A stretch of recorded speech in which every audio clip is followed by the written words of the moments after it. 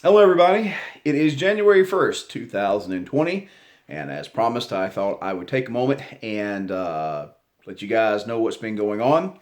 Apologize for looking so tired. It has been a horrendous month and a half, and if you notice, this is if you followed my videos for a long time, you haven't seen this background for almost a decade. This is actually the very room that I started filming in way back 2012, I believe, in the same room. And this is in a house that's been on the property here that's been vacant for a very long time. And so we're kind of back where we started. And it is an appropriate metaphor for what's been going on. So, know a lot of you guys have a busy schedule today recovering from your hangovers. So, two versions. Quick version and a long version. So here's the deal. I had to write all this stuff down so I didn't leave anything out. The short version. 2019 sucked. Sucked. Was terrible. So first of all, it was incredible as the chance I got a chance to be a host on the Discovery Channel. I got to do a season 1, and looking at season 2, which would have been this incredible windfall. Things were really there, man. Business was going. We were smacking peanut blades left and right, and then Hurricane Michael landed on our face. Hurricane, if you guys have seen the videos, tore the snot out of everybody down here, and I even hate to say that we got hit hard because we're about 2 hours from where the hurricane made landfall, and it erased a couple of towns. Here it got us good. Problem is that that hurricane hit a lot of my farmers, and as a result, the core business of my shop, which we work in agriculture, completely evaporated. We hung on from October to about March, living on reserves. And finally, what ended up happening is I had to let everybody in the shop go, which was a rather devastating blow, not only to the folks that have worked for me, but also myself, because I was not, the business didn't work. Took a bad hit. But I took that in stride, because season 2 for the show was right around the corner, and if season 2 had gone off, it would have been a particular financial windfall and a security and a validation that I have never known in my career. And somebody on the West Coast said no, even though we got good ratings and reviews. And don't let me miss. I cannot overstate the effect that has had on me personally. That sucked. That was way up there. I kind of shrugged it off for a long time, but the suckometer kept climbing on that one. Because of that, over this past year, I've had somewhat of a personal collapse of discipline. The suckage got to me. And again, I don't dump my purse out on the internet. But suffice it to say that, it just took the wind out of my sails. It's not as if it's an easy thing to get up every morning and keep pushing with something so obscure as the blacksmithing. But boy, this one got me, and it got me good. And it led me to miss out on a lot of professional obligations and a lot of personal obligations. And if you were one of those people that I didn't respond to or get an email back to, which I usually am very good about, sorry. Out of gas. It's the only thing I can say in my defense. And then to top it off, back in November, we find out about a thing called COPPA, which is the Child Online Protection and Privacy Act, and it's having some big ripples in YouTube. Basically, the deal is that through an arbitrary process, if the FTC decides that your content is for children and you have not marked it that way and you're making money off of it, you're liable for $42,000 per infringement. Not YouTube, but us creators. And a lot of saber rattling about that, and there's a lot of detail I'll go into a little bit later about that. But it literally puts especially us small channels, in a lot of danger. So, I'm so glad 2019 is over. Just the suck was tremendous. That's the short version of how much it sucked. So, short version of what we're looking forward to. The reason that I'm in this house is the fact that I have spent the past 2 months doing nothing but renovating this house. Very shortly, we should be able to bring people down to actually start teaching classes. It will be very much like almost like a mini John C. Campbell, where you'll come down, stay in one of our nice rooms. We have a big cookhouse. We get to feed everybody, and we'll learn a bit about blacksmithing. And hopefully, after all that's done, we've got some other instructors that do primitive skills. We're going to have a cool little setup down here. I'm excited about that. Other good news is the fact that we've been working on a lot of movie props here lately. The movie industry here in Georgia is booming, and by a streak of incredible divine luck, I had the opportunity to start making props for a big movie, and it's been it's been a wonderfully helpful influx of a little bit of money to help the shop keep on, and has really been a godsend in the fact that, like I said, I thought things were pretty much done for after I had to let everybody go. So more on that later when I can talk about it.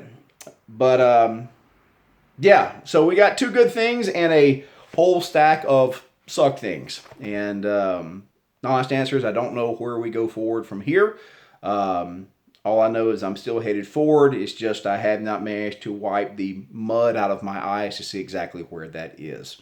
So that's the short version. Sorry it took 6 minutes to get the short version out, but if you have the short attention span, thank you guys very much for hanging with me, and yada, yada, yada. Happy New Year, blah, blah, blah, blah. Long version, for those of you that are so inclined. Man. So... And let me start by expounding upon the suck. Again, as I've stated before, I don't usually particularly care to dump out my purse on the internet. There are buttholes out there. Thank you, 9/11 video. But for those of you that know me, have been with me for a long time, I want you guys to understand exactly what's gone down. After 20 years of doing this stuff, after fighting hard for the good fight, the show was amazing. It was not that I deserved it, or, very few people deserve anything. It just, life is not for you nor against you. It simply is. But I had an opportunity to do something amazing, to be a host for a show. And season 1 on a show, you get paid a little bit of money. It's not much, not what you would think at all. But when they pick up advertisers, season 2 and 3, which are usually bought together, it's where the money's at. And you just have no idea. I was so excited about the show. I got to see myself up on the screen again, and I got over fame a long time ago. Again, thank you again, 9/11 video. Don't particularly covet being recognized or covet being acknowledged. I'm in business. What I want is the tool of financial stability. Finance gives me toys and gives me stability for me and my family. That's what I care about. And so season 1 was just the first door. That's just the first step. Most people see that as a pinnacle. It's not. It's just the first step. And I knew that. And I also knew that there's 1,000 of these shows that are put up every season. And most of them never go past season 1. That sucks. And I knew that, but you cannot be there in that moment and not hope. I try to beat the hope out of me. I try to deal only with what is, not what could be. But man, when you're up there on a set and you see yourself on the television and the show that's going on, I don't think that you're human if you don't hope a little bit. And that's kind of a mistake.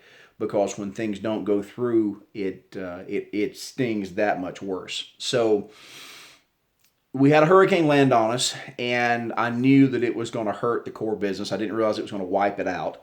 But the one consolation that I kept, the one guiding star that I hung on to, was the fact that the show was coming with season 2 and 3, and that was going to be this incredibly new door.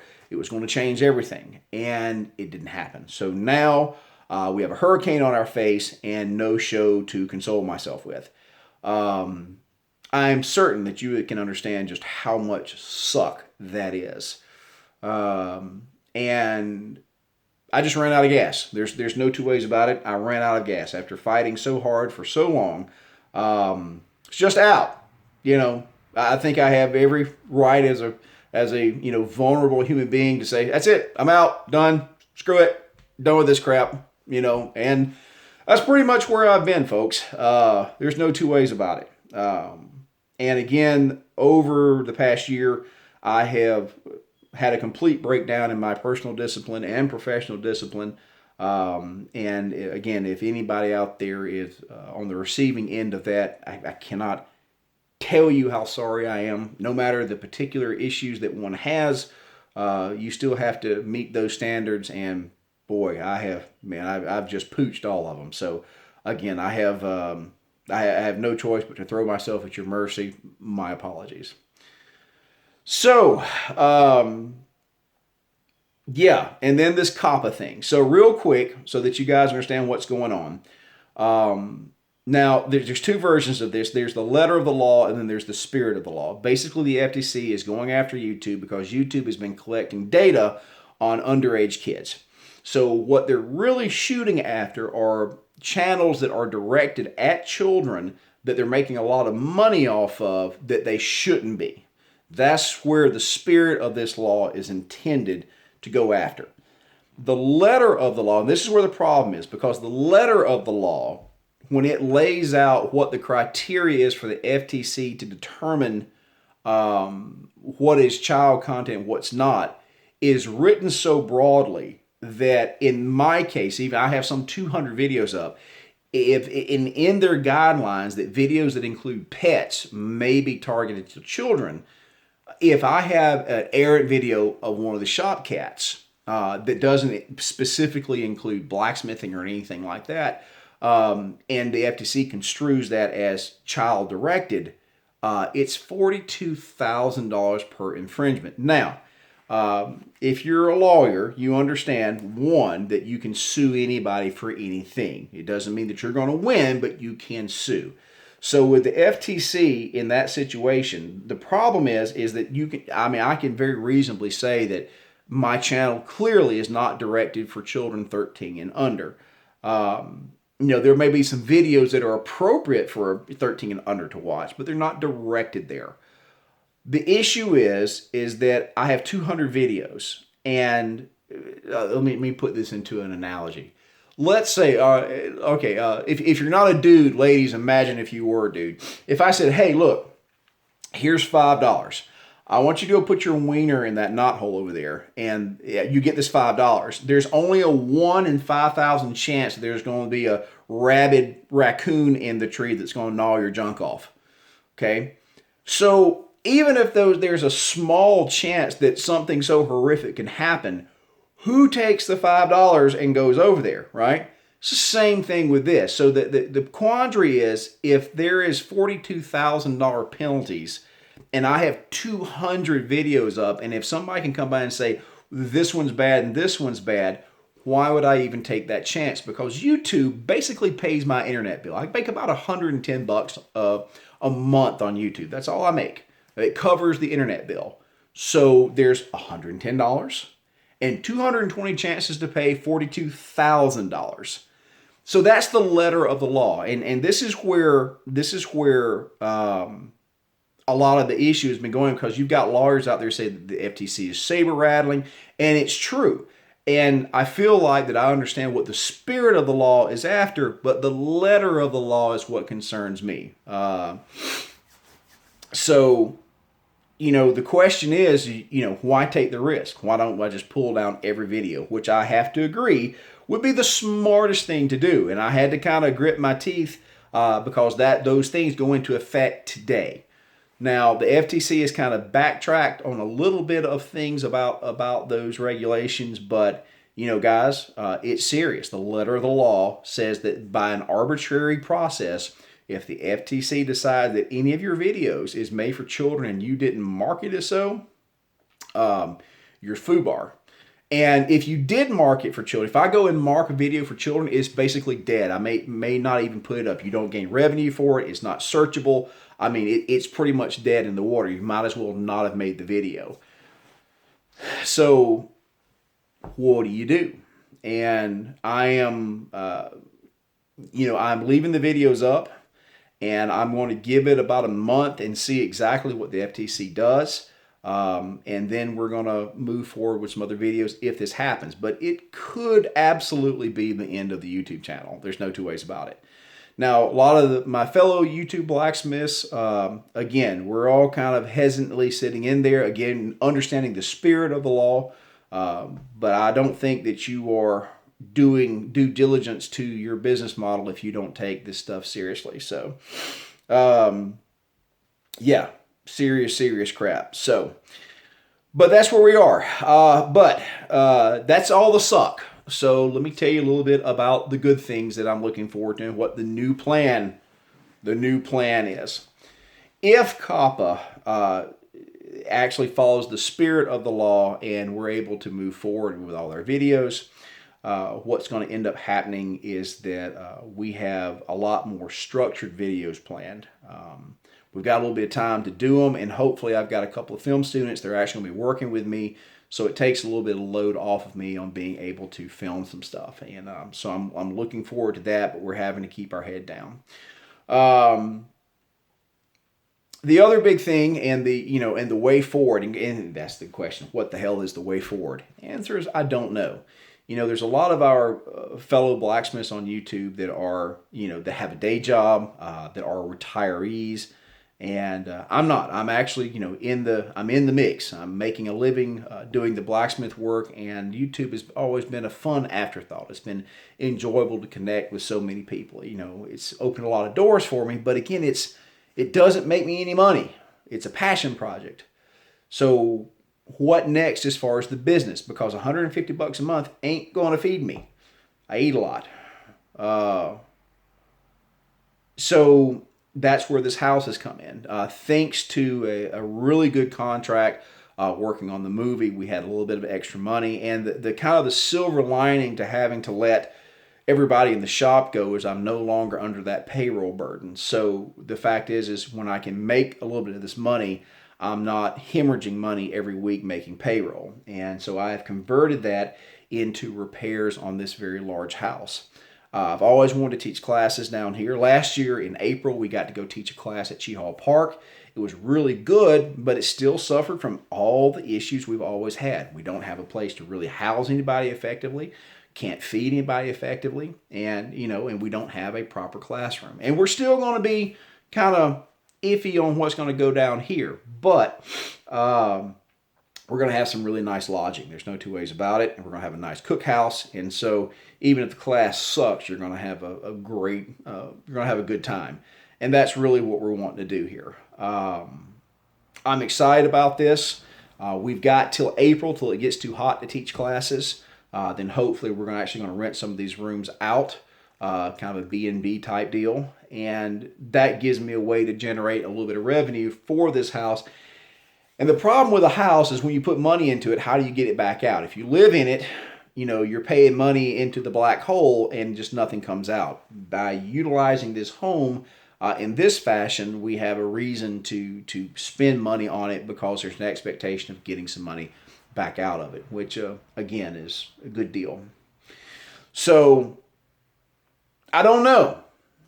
2020, I don't know. I would love to tell you how hopeful and upbeat I am and smile on the camera. No, 2019 absolutely stole all the smiles out of me. I don't have any smiles left to give. I will have to go down to the smile store and see if I can purchase some more. But right now I am completely out. It's been rough, but we're in a good spot. The good news about not toting all the labor in the shop is that we are very stable, basically sandbagging. We're not hemorrhaging money. And we got some good things, some good opportunities coming up.